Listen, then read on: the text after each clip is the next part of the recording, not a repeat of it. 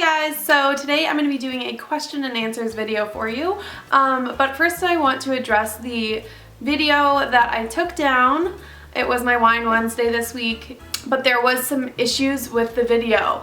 I made a video about how I believe that people who are vegan should not push and bully people to become vegan, and there was like an overwhelming response from people who are vegans that didn't agree with that, and they think that they should be able to. It was just becoming a very negative video, and I didn't want that on my channel. I'm not about, I don't want to come here and offend people. That's not what my channel's about. If anything, I try to make people laugh, and there's no point in even making a whole video about it because it's just like arguing about politics. Like, if you're on one side, you're gonna disagree, and if you're on the other, you're probably not gonna agree either. So there's no point in talking about it. So that's why I deleted the video. I didn't mean to offend anyone, so I'm sorry if I did. And I'm just gonna move on with my channel and my life. And so I'm gonna move on with my question and answers. I got a lot of them a while ago. I got like over 100 questions from you guys, so I'm gonna try to answer as many as I can, but obviously not all of them. Kayla asked, what do you miss about living at your parents' house? And honestly, that would probably be not having to pay rent, except I did pay rent. I paid like friggin' $200 when I lived there, so it wasn't really anything compared to what I'm paying now. But I do miss that and the free food, because now it's a lot more expensive, but I don't miss living at home. That's just like a couple things that I guess I miss, is not having to pay much for rent and not having to pay for food. Princess Alexa, my girl, asked, basic ass question, do you achieve your 2015 goals? I don't know what honestly my 2015 goals were.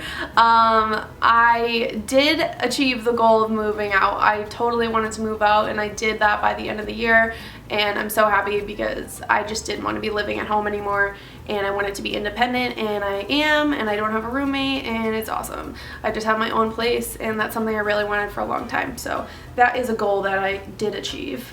Victoria asked, what advice do you have for girls who are currently being bullied because they aren't fake?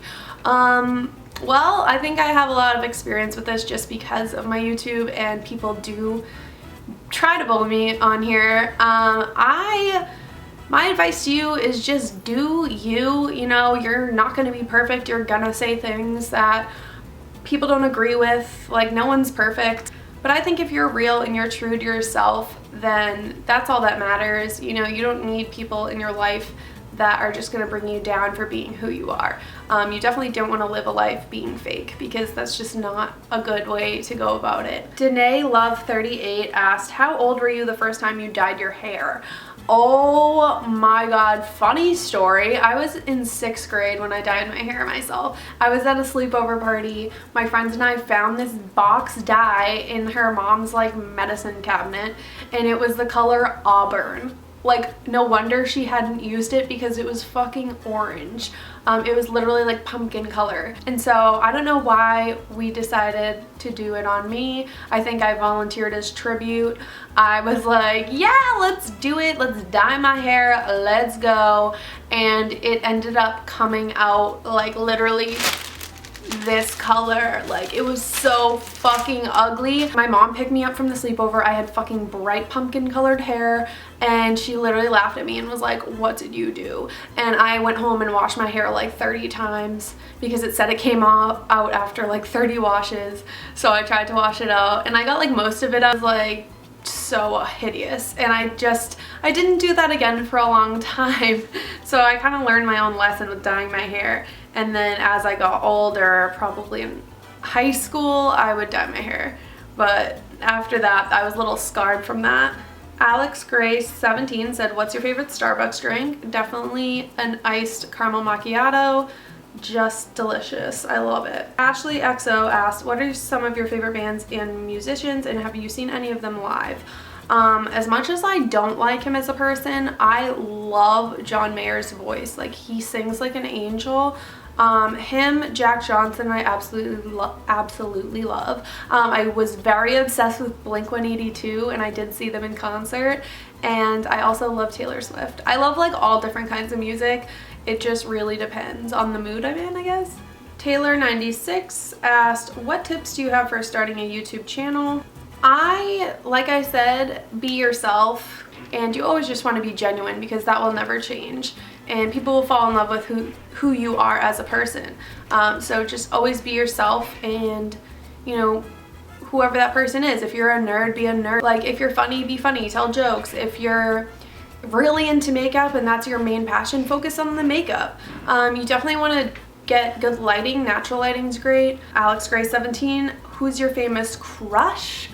Oh my gosh, so probably Brad Pitt like 20 years ago. He is fine. Oh my fucking god, he's a dime. And Chris Pine from This Means War. Oh my god, I would literally marry him in a heartbeat. He is so fucking hot.